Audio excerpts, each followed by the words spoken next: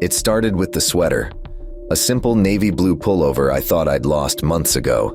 It was folded neatly on the top shelf of my boyfriend's closet, and I only noticed it because I was hunting for a blanket while he was in the shower. I pulled it down, frowning. "Hey, Nick," I called out, holding it up as he came back into the room, toweling his hair. "Isn't this my sweater? I thought I lost it." Nick froze for just a second, then shrugged. "Oh yeah, you left it here ages ago. I forgot to mention it." It was a reasonable explanation, but something about the way he said it didn't sit right. I didn't remember ever bringing that sweater to his place. That nagging feeling stayed with me over the next few days. It wasn't like Nick to keep secrets. We'd been dating for 2 years, and while we had our ups and downs, I trusted him. But this felt different. A few days later, curiosity got the better of me. I waited until Nick was out running errands, then went back to his closet. The sweater was still on the shelf, but as I scanned the other items, I noticed something odd. A plain cardboard box tucked in the corner, partially hidden by a stack of old shoes. My name was scrawled on the lid. Heart pounding, I pulled the box out and opened it. Inside was a collection of things that were unmistakably mine. A hairbrush I hadn't seen in over a year. A photo of me from high school that I'd lost when I moved out of my parents' house. A necklace my best friend gave me for my birthday, the one I thought I'd dropped somewhere in the city. My stomach turned. These weren't things I could have accidentally left behind. They were items I hadn't seen in years, things I thought were gone forever. Then I found the notebook. It was a cheap spiral-bound journal, one I used to carry around for doodling and writing grocery lists. Flipping through the pages, my throat tightened. The handwriting wasn't mine, it was Nick's. Page after page, he'd written down details about me. Things I liked, things I didn't, places I went, people I talked to. The final pages were the worst. They weren't about me anymore, they were about us. Things I hadn't even told him. Arguments we never had. Future plans I'd never agreed to. And at the very end, scrawled in a frantic looping hand, was a single sentence repeated over and over. "She'll understand eventually." I didn't hear Nick come back. By the time I looked up, he was standing in the doorway, staring at me with an expression I'd never seen before. "I told you to stay out of my closet," he said, his voice eerily calm. I tried to speak, to explain, but my words caught in my throat. Nick stepped closer, slowly closing the door behind him. "It's okay," he said softly. "Now we can finally talk about what's next." The first time I noticed something was off, it was her laughter. Not the joyful kind, low, halting, like something breaking apart. I'd hear it late at night, always coming from the living room. When I asked her about it, she'd shrug and say she hadn't laughed at all. "Stress, maybe," she offered. "You've been working so much." She wasn't wrong. I'd been pushing myself hard at the firm, burning through 12-hour days. But it wasn't just the laughter. Small things started piling up. Missing books, rearranged furniture, lights left on when I knew I'd turned them off. "Are you reorganizing the house?" I asked one evening after noticing our bookshelf looked different. "I haven't touched it," she replied, a flicker of something in her voice. Fear. Guilt. I brushed it off. The tipping point came last Tuesday. I woke up at 2:47 a.m. to the sound of scratching. My wife wasn't in bed. I found her in the basement, crouched over the floor, carving something into the concrete with a screwdriver. "What the hell are you doing?" I demanded. She turned slowly, startled, like she hadn't even realized I was there. Her eyes were wide, red-rimmed, her hands trembling. I don't know," she whispered. I pulled her away and brought her back to bed, trying to convince myself it was sleepwalking or stress. But something about her face, the haunted look, like she was afraid of herself, made my skin crawl. The next day, I searched the house while she was out. That's when I found the tapes. 12 unmarked VHS tapes, crammed into a shoebox in the attic.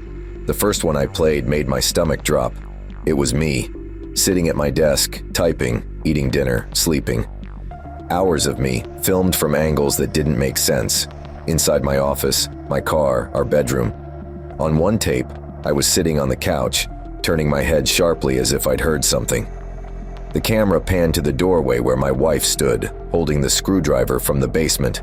I confronted her that night. "Why are you recording me?" I shouted, holding up one of the tapes. Her face crumpled, tears spilling over. "Recording you? You've been following me. I found those tapes weeks ago." Her voice broke, and she fled the house before I could respond. I stood there dumbfounded. Following her? That was insane, but her words gnawed at me. I stayed up all night, pacing, until curiosity got the better of me. I played the last tape in the box. It was dated the day before. On it, I watched myself sitting at the kitchen table, writing in a notebook I didn't recognize. My handwriting filled the pages. I didn't own that notebook. The most recent entry sent chills down my spine. She knows I know. I tore the house apart until I found the notebook, stuffed in a drawer beneath the sink. The pages were filled with logs of her movements. 7:30 a.m. Leaves for work. 12:15 p.m. Comes home for lunch. Doesn't see me watching. I couldn't remember writing any of it. My hands trembled as I flipped to the last page. Tomorrow, she'll leave. Don't stop her. The next morning, her side of the closet was empty. She was gone.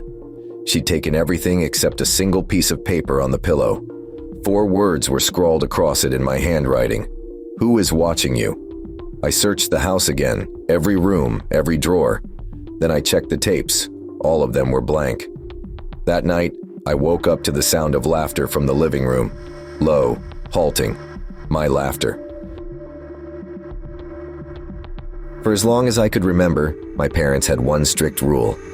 Don't look out the window at night. When I was younger, I didn't think much of it. It was just another strange thing my parents said, like not eating dessert before dinner or always wearing socks to bed. But as I grew older, the rule began to feel suffocating. I was 15 now, and no one else my age had bizarre restrictions like this. I'd asked them about it once, and the answer was always the same. It's for your own good. That explanation wasn't enough anymore. One night, curiosity got the better of me.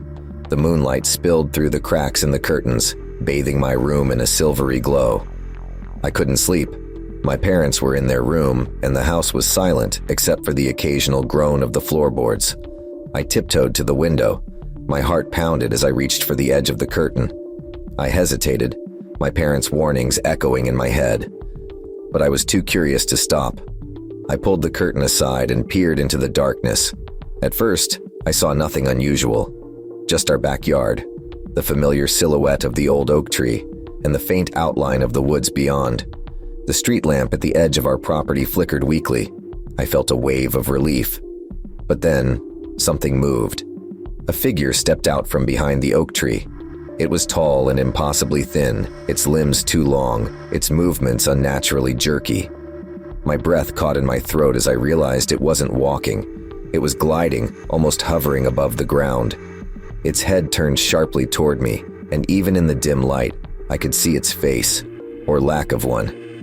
Where its eyes, nose, and mouth should have been, there was only smooth, pale skin. It raised one spindly arm and pointed directly at me.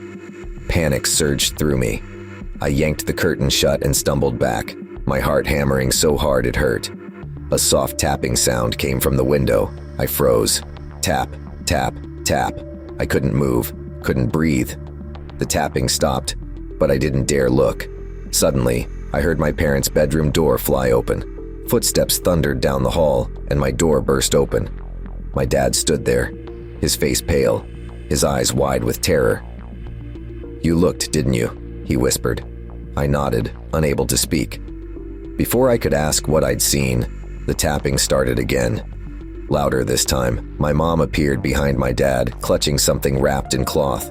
She handed it to him, and he unwrapped it to reveal a long, silver blade. "Stay here. Don't make a sound," my dad ordered. "What is it?" I finally managed to choke out. My mom grabbed my shoulders, her grip trembling. "You've invited it in," she said, her voice barely above a whisper. The room grew colder, the lights flickered, and then the window shattered. What followed was chaos. My dad lunged toward the thing that climbed through the broken glass, and my mom dragged me into the hallway. I could hear the creature's inhuman shriek and my dad shouting something I couldn't understand. We ran down the stairs and out the front door. My mom didn't stop until we were halfway down the street, her breath coming in ragged gasps. "What is it?" I asked again, tears streaming down my face. She looked at me, her expression a mix of fear and sorrow.